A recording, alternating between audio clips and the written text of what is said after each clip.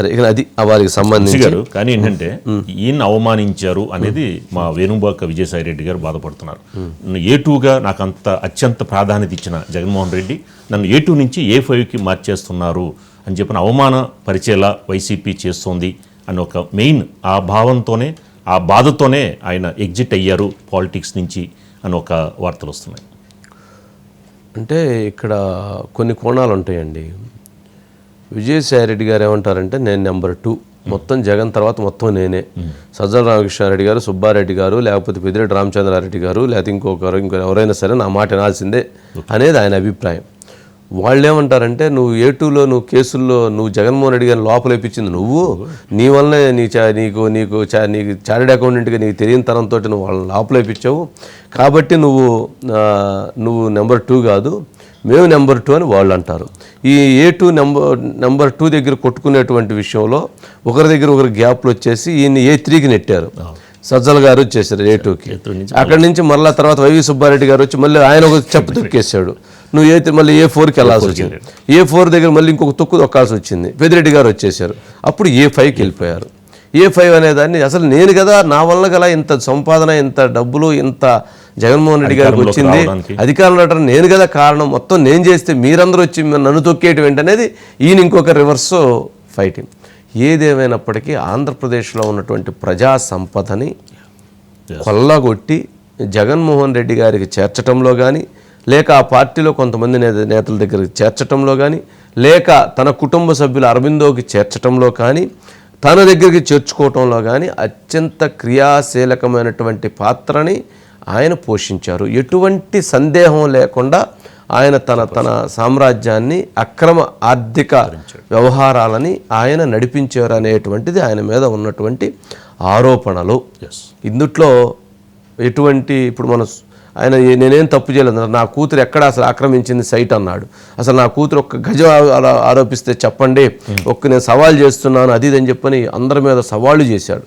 మరి హైకోర్టు మీ కుమార్తె భీమిల్లో బీచ్ స్థలం ఆక్యుపై చేసి పగలగొట్టండి అని చెప్పి పగలగొట్టించి ఆ ఖర్చులు మీ కుమార్తె దగ్గర నుంచి వసూలు చేయమని చెప్పింది కదా, చెప్పారు కదా. అంటే ఎట్లా మరి అది నిజమా? సరే, వారు ఇంకొక ఈరోజు మహాన్ న్యూస్కి కూడా వారు ధన్యవాదాలు తెలియజేశారు. స్పెషల్గా తెలియజేశారు. విజయసాయి రెడ్డి గారు మనకి మధ్య ఒక యుద్ధం జరిగింది. యుద్ధం అంటే ఎవరైతే ఎండోమెంట్లో ఉన్నటువంటి ఒక ఉద్యోగిని శాంతి, ఆమె భర్త మదన్ అనేటువంటి వ్యక్తి నాకు తనకి తాను అమెరికాలో ఉన్నప్పుడు ఇక్కడ నా భార్య ప్రెగ్నెన్సీ అయింది, ఆ ప్రెగ్నెన్సీకి లేదా ఆ బిడ్డకి తండ్రిని నేను కాదు, నేను అమెరికాలో ఉన్నప్పుడు నా భార్య ప్రెగ్నెన్సీ అయ్యారు అని అంటే నాకు ఈ పుట్టినటువంటి బిడ్డ మీద నాకు అనుమానం ఉంది, దానికి ఆ బిడ్డకి తండ్రి విజయసాయి రెడ్డి గారు అన్న అయ్యి ఉండాలి, లేక లాయర్ సుభాష్ అన్న అయ్యి ఉండాలి, వీళ్ళిద్దరి DNA టెస్టులు చేపించండి అని చెప్పని ఆయన ప్రభుత్వానికి ఒక లేఖ రాసి దేవాదాయ శాఖ నుంచి విచారణ కోరాడు. అది జరిగింది. ఆయన ప్రెస్ కాన్ఫరెన్స్ పెట్టి మీడియాతో మాట్లాడాడు. ఆ మదన్ని తీసుకొచ్చి మనం ఆయన్ని ఇంటర్వ్యూ చేశాం. ఆ ఇంటర్వ్యూ చేస్తే ఆయన ఆ అంశానికి సంబంధించి చాలా అంశాలు చెప్పాడు. నేను ఆయన కలిశాను, నన్ను అమెరికా పంపించడానికి ఆయనే పాత్రధారి, నన్ను అక్కడ జాబ్ ఇప్పించింది ఆయనే పాత్రధారి, సూత్రధారి అన్నీ చెప్పాడు.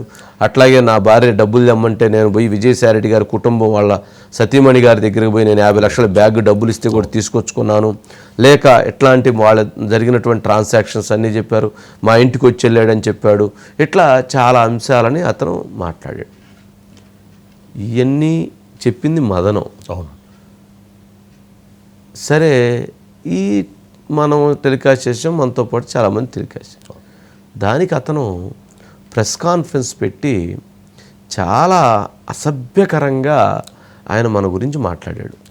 ఒక చదువుకున్నటువంటి వ్యక్తి, ఒక సంస్కారం ఉన్నటువంటి వ్యక్తి, ఒక మానవుడు అనేటువంటి వ్యక్తి ఎవరూ మాట్లాడనటువంటి ఒక అసభ్యంతో కూడినటువంటి భాషని ఆయన మాట్లాడారు. ఈజ్ MP, ఆయన చార్టెడ్ అకౌంటెంట్, మరి అంత ఉన్నతమైనటువంటి వ్యక్తి స్థానంలో ఉన్న వ్యక్తి అంత నీచంగా మాట్లాడినటువంటి వ్యక్తి ఆయన. మరి దానిపైన మరలా ఆయన ఇప్పుడు అతని బాధను వ్యక్తం చేశాడు, అది చెప్పాలి. శాంతి తన బాధను వ్యక్తం చేసింది, అది చెప్పాము. సరే, ఇప్పుడు దీనిపైన విచారణ జరుగుతుంది, అది చెప్పాం. దీనికి అతను మన మీద మాట్లాడినటువంటి మాటల తర్వాత అతను అనేకమైనటువంటి మన పైన ఇన్ని కేసులు వేశాడు. ఈ కేసులు మొత్తం ఆయన మన మీద పెట్టినటువంటి విజయసాయి రెడ్డి గారు పెట్టినటువంటివి ఇవన్నీ కేసులు. ఇన్ని కేసులని ఆయన మన మీద పెట్టాడు. పెట్టినటువంటి కేసులు ఢిల్లీ హైకోర్టులో మన మీద కేసు వేశారు. ఢిల్లీ హైకోర్టులో కేసు వేయటంతో పాటు ఆయన మన మీద డిఫమేషన్ కేసుని ఫైల్ చేశారు. వాటితో పాటు ఎంఐబికి కంప్లైంట్ ఇచ్చారు. ఎంఐబికి కంప్లైంట్ ఇచ్చారు. అట్లాగే ఇన్కమ్ ట్యాక్స్ డిపార్ట్మెంట్కి కంప్లైంట్ ఇచ్చారు. అదేవిధంగా ఈఎస్ఐ, పిఎఫ్ ఇట్లా ఏ అయితే ఉంటాయో ఇన్స్టిట్యూషన్స్ మనకు రిలేటెడ్గా వాటన్నిటికీ కంప్లైంట్లు ఇచ్చారు. ఎందుకు ఇచ్చారు కంప్లైంట్లు అని అంటే, ఆయన ఒక ఎంపీగా ఆయనకున్నటువంటి అర్హతని, ప్రజలు ఇచ్చినటువంటి ఒక అధికారాన్ని అడ్డం పెట్టుకొని, ఆ అడ్డం పెట్టుకున్నటువంటి వాటితో ఆయన మన మీద ఇన్ని కంప్లైంట్స్ని, ఇన్ని కేసులని లాడ్జ్ చేశాడు. ఆయన దగ్గర అంటే ప్రజల దగ్గర నుంచి దోచుకున్నటువంటి డబ్బు ఉంది అనే ఆరోపణలు ఉన్నాయి. మరి ఆయన ఆ డబ్బుతో ఎంతటి వ్యవస్థలనైనా నడుపుతున్నారు. మరి మనం ఇప్పుడు ఢిల్లీ కోర్టులు, ఢిల్లీలో ఎంఐబీలు, ఇట్లా ప్రతి సెగ్మెంట్లో మనం పోయి ఇప్పుడు కేసు ఫైల్ చేసి మనం ఫైట్ చేస్తూ ఉన్నాం. నేను మరలా ఆ రోజు కూడా చెప్పాను, విజయసాయి రెడ్డి గారికి ఆయన యుద్ధం ప్రకటిస్తా అన్నాడు. యుద్ధానికి నేను సిద్ధం. ఆ యుద్ధానికి ఎంత దూరమైనా సరే నేను సిద్ధంగానే ఉన్నాను. అసలు దాంట్లో ఎటువంటి సందేహం వలదు. ఆయన ఇప్పుడు రాజకీయంగా మిడిల్ డ్రాప్ అయ్యారు. రాజకీయంగా ఆయన మిడిల్ డ్రాప్ అయ్యారు. సరే, ఆయన కేసుల పరంగా యుద్ధం చేస్తానంటున్నారు. Yes, I'm ready. నాకు ఇంకొక 25 సంవత్సరాలు 30 సంవత్సరాలు నేను జర్నలిజంలో ఉంటా. విజయసాయి రెడ్డి గారు రాజకీయంగానో లేకపోతే వ్యవసాయం చేస్తానో లేకపోతే ఇంకొకటో, ఆయన ఇంకెన్ని సంవత్సరాలు. లాస్ట్ టైం మనం వేసిన బయట కూడా ఆ బయట ప్లే చేయండి, మాట్లాడింది ఉందండి, ఆ బయట ప్లే చేయండి. తాను నేను వదిలిపెట్టను అని చెప్పని మీరు యుద్ధానికి సిద్ధమైతే మీ యుద్ధం ఎంత దూరం అయితే వెళుతుందో ఆ యుద్ధం నా యుద్ధం కూడా అంతే దూరం వెళుతుంది అనేటువంటి దాన్ని కూడా మీరు గుర్తుంచుకోవాల్సిందే. ఇక్కడ నేను మిమ్మల్ని వ్యక్తిగతంగా అనకపోయినా మీరు నా పైన వ్యక్తిగతంగా మీరు ఆరోపణలు చేసినటువంటి అంశాన్ని దృష్టిలో పెట్టుకొని నేను మీకు ఈ యుద్ధం, మీరు విశాఖలో మొదలు పెడతారా యుద్ధాన్ని, లేక విజయవాడలో మొదలు పెడతారా యుద్ధాన్ని, లేక ఎక్కడ మొదలు పెడతారా ఆ యుద్ధాన్ని నేను కొనసాగించడానికి, ఆ యుద్ధాన్ని ఎదుర్కోవటానికి, ఆ యుద్ధంలో మీ తప్పులను ఎత్తి చూపటానికి నేను సిద్ధం అని మరొకసారి తెలియజేస్తున్నాను. నేను ఎలాంటి భాష ఉపయోగించాలి, ఎలాంటి పద్ధతితో ఉండాలి, ఎలాంటి సంస్కారవంతంగా ఉండాలి అనేటువంటి విషయంలో నాకు చాలా స్పష్టత ఉన్నది. అది ఆయన ఇన్ని కేసులు, ఇన్ని అంశాల మీద ఆయన యుద్ధాన్ని కొనసాగిస్తున్నారు. ఆ యుద్ధాన్ని ఖచ్చితంగా ఆ యుద్ధానికి మనం సిద్ధమే. ఎందుకనంటే మీడియాలోకి రాకూడదు. వచ్చిన తర్వాత ఇలాంటి వ్యక్తులు, ఇలాంటి పరిస్థితులు, సమాజంలో ఇలాంటి వాళ్ళని ఎదుర్కోవటమే మీడియా బాధ్యత. అందుకని మనకు తప్పదు, ఆ యుద్ధం తప్పదు, ఆ పోరాటం తప్పదు. ఆయన కూడా ఛానల్ పెడతానంటున్నారు కదా సార్. చాలా సంతోషం, చాలా స్వాగతిద్దాం. వ్యవసాయంతో కూడినటువంటి మీడియాతో కూడినటువంటి వ్యవసాయమా? నేను అదే అంటున్నాను. ఆయన్ని చాలామంది అర్థం చేసుకోవాల్సింది ఏంటంటే, ఏదో ఆయన మాట్లాడేసి వెళ్ళిపోయాడని కాదు. దీని వెనక ఖచ్చితంగా జగన్మోహన్ రెడ్డి గారికి సంబంధించినటువంటి ఒక భయంకరమైనటువంటి ఒక పొలిటికల్ స్కెచ్ ఉంటుంది. భయంకరమైనటువంటి స్కెచ్ ఉంటుంది. అది మనం ఊహించేటువంటిది కాదు. అంత భయంకరమైన స్కెచ్తో ఆయన తన యుద్ధాన్ని కొనసాగిస్తాడు. సరే, అది ఇక్కడేందంటే ఇప్పుడు ఇన్ని కేసులు, ఇన్ని వివాదాలైనవి కదా. ఏ ఒక్క ప్రభుత్వం కూడా దీనికి ఎవరూ సహకారం ఉండదు. మన యుద్ధాన్ని మనమే చేయాలి, మన పోరాటాన్ని మనమే చెయ్యాలి, మన పోరాటం మనమే చెయ్యాలి. అందుకని సరే ఇప్పటి వరకు ఆయన ఎంపీ అనేటువంటి దాన్ని అడ్డం పెట్టుకొని తన యుద్ధంలో ఎక్కడ పోయినా ఆయన ఎంపీ ఇచ్చిన కంప్లైంట్ మీద చేశారు కదా. ఇప్పుడు ఎంపీ అయిపోయింది కదా. ఇక ఇప్పుడు నుంచి కూడా ఇప్పుడు జరగబోయేటువంటి వాటిల్లో కూడా ఏదైతే ఆ యుద్ధం ఉందో అరవిందో దగ్గర నుంచి లేక పెన్సిలిన్ యూనిట్ దగ్గర నుంచి లేక సెజ్జు ఇష్యూ దగ్గర నుంచి దసపల్లా భూముల దగ్గర నుంచి ఇట్లా ఏవైతే ఉన్నాయో దేవాదాయ శాఖలో జరిగిన అక్రమాల దగ్గర నుంచి ఏవైతే ఏ కంప్లైంట్స్ అయితే ఉన్నాయో వాటన్నిటి మీద యుద్ధాన్ని మనము కొనసాగిస్తాం, ఆయన మన మీద యుద్ధాన్ని కొనసాగిస్తారు. ఫైనల్గా ప్రజలు న్యాయ నిర్ణేతలు, అందుకని ప్రజలు డిసైడ్ చేస్తారు. చూద్దాం. ఒక్కసారి ఆయన నేను నిజం చెప్తాను బయట పోయి నిజమే మాట్లాడతా. Bytes please. యా లైన్లో పూర్తిగా వ్యక్తిగత కారణాల వల్ల నా యొక్క రాజ్యసభ సభ్యత్వానికి ఇంకా 3.5 సంవత్సర కాలం ఉన్నప్పటికీ కూడా రాజీనామాని ఉపరాష్ట్రపతి గారు మా యొక్క రాజ్యసభ చైర్మన్ అధ్యక్షుల వారికి సమర్పించడం జరిగింది. ఆయన ఆ రాజీనామాను ఆమోదించడం కూడా జరిగింది. రాజీనామా మాత్రమే కాదు, రాజకీయాల నుంచి కూడా తప్పుకోవాలన్నటువంటి నిర్ణయాన్ని తీసుకోవడం జరిగింది. ఒక్కసారి రాజకీయాల నుంచి తప్పుకున్న తర్వాత రాజకీయాల గురించి మాట్లాడడం అన్నటువంటిది సమంజసం కాదేమోనని నా ఉద్దేశం. జగన్మోహన్ రెడ్డి గారు లండన్లో ఉన్నారు. ఆయనతో నేను ఫోన్లో మాట్లాడి అన్నీ చాలా వివరంగా వివరించడం జరిగింది. అన్నీ వివరించిన తర్వాతనే నేను ఈ రాజీనామా పత్రాన్ని అధ్యక్షుల వారికి సమర్పించడం జరిగింది.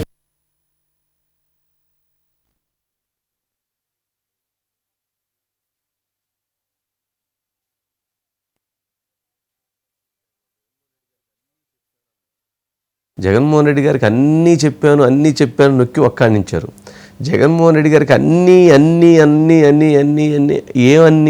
ఏమై ఉంటాయి? అన్నీ ఏమన్నీ ఉన్నయన్నీ ఏంటి?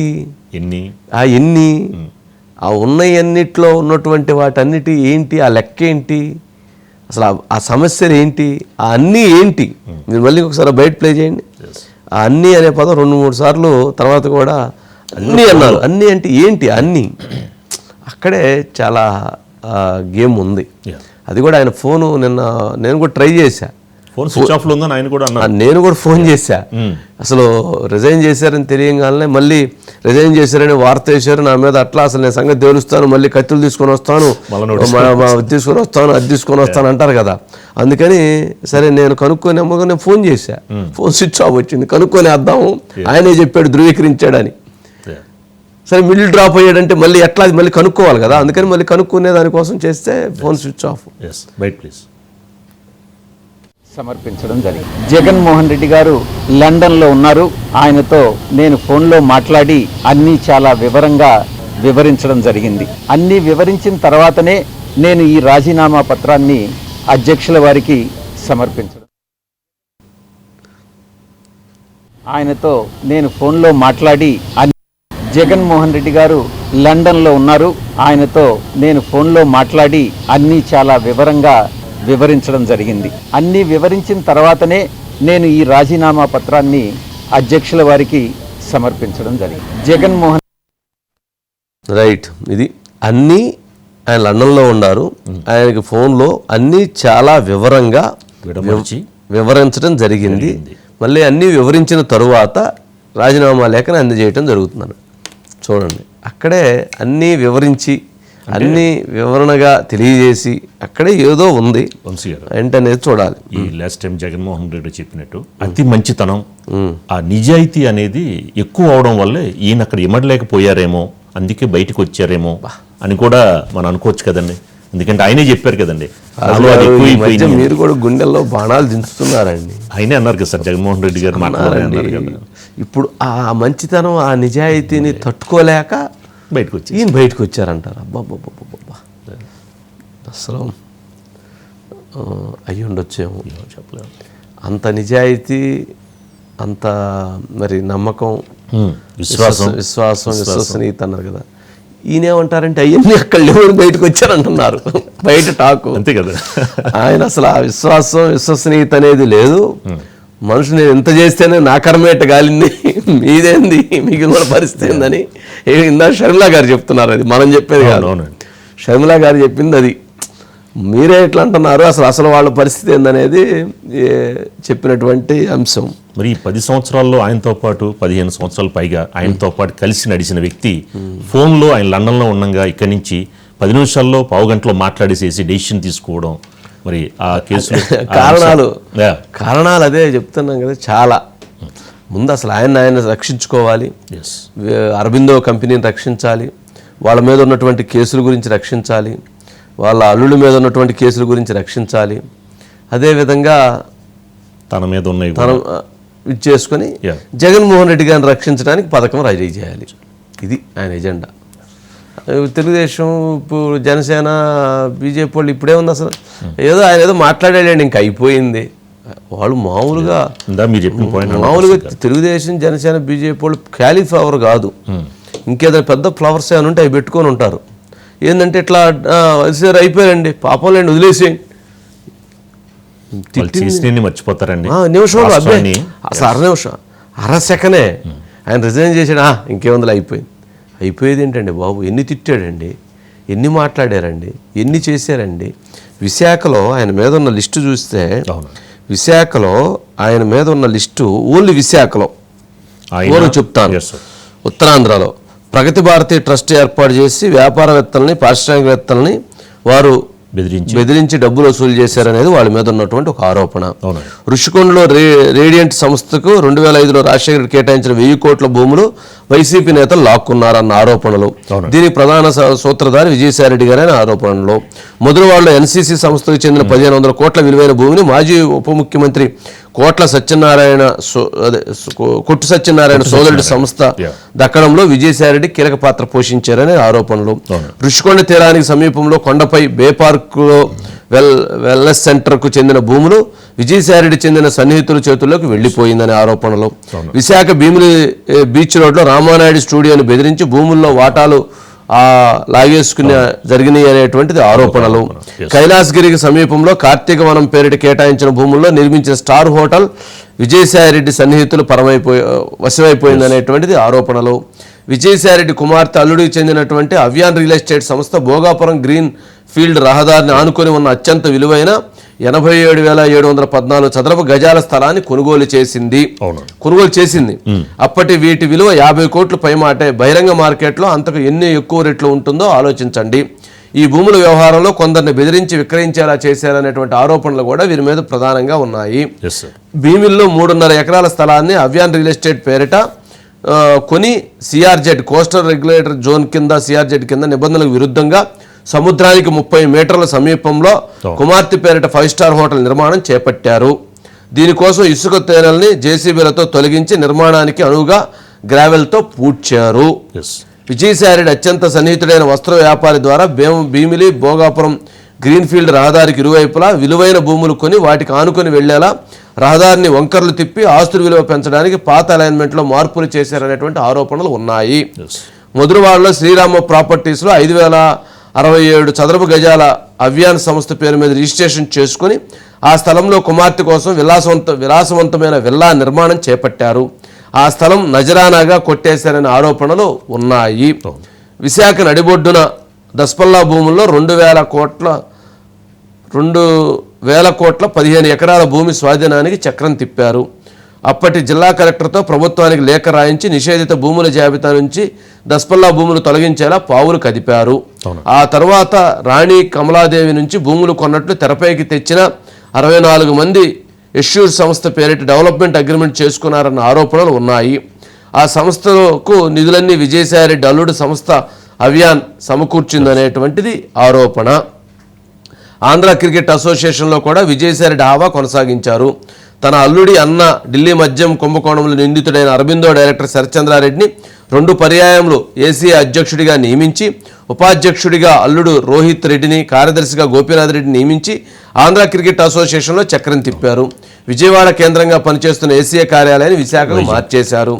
వైజాగ్ ఫిలిం నగర్ క్లబ్లు సినిమాలకు సంబంధం లేని తన అనుచరులకు వైజాగ్ ఫిల్మ్ క్లబ్ బాధ్యతలు కట్టబెట్టారు. అప్పటి వరకు ఒకటే కమిటీ ఉండగా శాశ్వత మేనేజ్మెంట్ కమిటీల పేరుతో రెండింటిని సృష్టించి శాశ్వత కమిటీ చైర్మన్గా అప్పటి సలహాదారుడు సాగి దుర్గా ప్రసాద్ రాజు నియమించారు. అనకాపల్లి జిల్లా బయ్యవరంలో 56 ఎకరాల భూమిని కొన్న విజయసాయిరెడ్డి ప్రధాన అనుచరుడు వస్త్ర వ్యాపారి గోపీనాథ్ రెడ్డి లేఅవుట్లు వేశారు. ఈ విషయంలో విజయసాయిరెడ్డి గారు చక్రం తిప్పారనే ఆరోపణలు ఉన్నాయి. విజయసాయిరెడ్డి జనవాణి పేరుతో ప్రజల నుంచి నేరుగా ఫిర్యాదులు సేకరించి విలువైన భూములకు భారీ ఎత్తున సెటిల్మెంట్ చేశారనేటువంటి ఆరోపణలు ఉన్నాయి. నగరం నడిబొడ్డున ఉన్న వాల్తేరు క్లబ్పై కన్నేసి అక్కడ సభ్యులను ఆర్థికంగా మానసికంగా ఇబ్బంది పెట్టారనేటువంటి ఆరోపణలు ఉన్నాయి. ఏంటి ఇది? ఓన్లీ ఉత్తరాంధ్రాలు.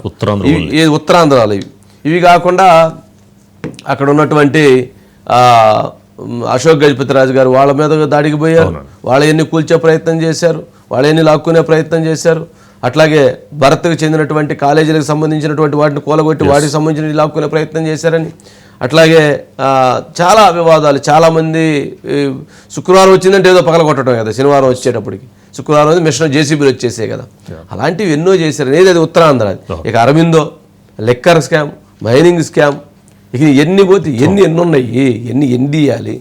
ఏంటో సమాజం ఏంటంటేనండి, ఆయన అసలు నేను ఒక్క తప్పు చేయలేదంటాడు. చెప్పేవి కూడా ప్రజలు నమ్ముతారు అని చెప్పి అనుకుంటారు. అంటే లిస్టు ఇప్పుడు వైశాఖలో ఊరక వాళ్ళు అంటే ఆరోపణలు అందుట్లో అన్నీ కాకపోతే ఎన్నో వాస్తవాలు ఉంటాయి కదా. అవన్నీ వాళ్ళు కొన్నాయి కదా, వాళ్ళ దగ్గర డాక్యుమెంట్లు ఉన్నాయి కదా, అవన్నీ చేసినాయే కదా. డాక్యుమెంట్లు రిజిస్ట్రేషన్ లేదు, రిజిస్ట్రేషన్ డాక్యుమెంట్లతో సహా ఉన్నాయి కదా. బైట్స్ కూడా ఉన్నాయి సార్. ఒకసారి బైట్స్ ప్లీజ్. Bytes please. నా సుదీర్ఘ రాజకీయ జీవితంలో నాకు తెలిసి నేను ఏ రోజు అబద్ధాలు చెప్పలేదు. నేను అబద్ధాలు చెప్తాను అని ఎవరైనా నమ్మినట్లయితే అది మీ యొక్క విజ్ఞతకే వదిలేస్తున్నాను. హిందూ ధర్మాన్ని నమ్మినటువంటి వ్యక్తిగా, వెంకటేశ్వర స్వామిని నమ్ముకున్నటువంటి వ్యక్తిగా నేను అబద్ధాలు చెప్తాను అని చెప్పను.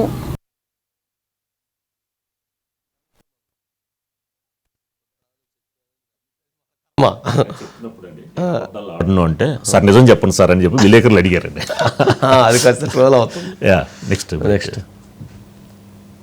పాత కేసులు అన్నటువంటివి గతంలోకి కానీ వెళ్తే 2011 సంవత్సరం ఆగస్టు 10వ తారీఖున ఎఫ్ఐఆర్స్ ఫైల్ చేయడం జరిగింది. 2011 నన్ను అప్రూవర్గా మారమని ఎంత బలవంత పెట్టినా కూడా దైవాన్ని నమ్ముకున్నటువంటి ఒక వ్యక్తిగా, ఆ కుటుంబానికి సన్నిహిత సంబంధాలు కలిగినటువంటి వ్యక్తిగా నేను అప్రూవర్ కావడానికి నిరాకరించాను. ఆ రోజు పరిస్థితే ఈ రోజు కూడా.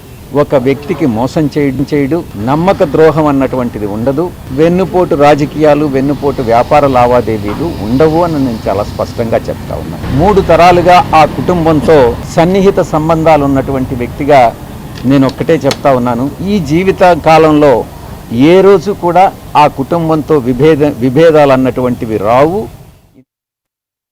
సో ఈ సందర్భంగా నాకు ఈ సుదీర్ఘ రాజకీయ జీవితంలో నాకు అండగా నిలిచినటువంటి మా పార్టీ అధ్యక్షుల గారికి, మా పార్టీ వైఎస్ఆర్ కాంగ్రెస్ పార్టీకి, మా పార్టీ నాయకులకి, మా పార్టీ కార్యకర్తలకి పేరు పేరున నా ధన్యవాదాలని మీ మూలంగా తెలియజేసుకుంటూ రాజకీయాల నుంచి నేను విరమించుకుంటాను. ముఖ్యంగా ఆంధ్రజ్యోతికి, ఈనాడుకి, TV5కి, మహా టీవీకి వీళ్ళకి ప్రత్యేక ధన్యవాదాలు తెలియజేసుకుంటూ ఇక మీదట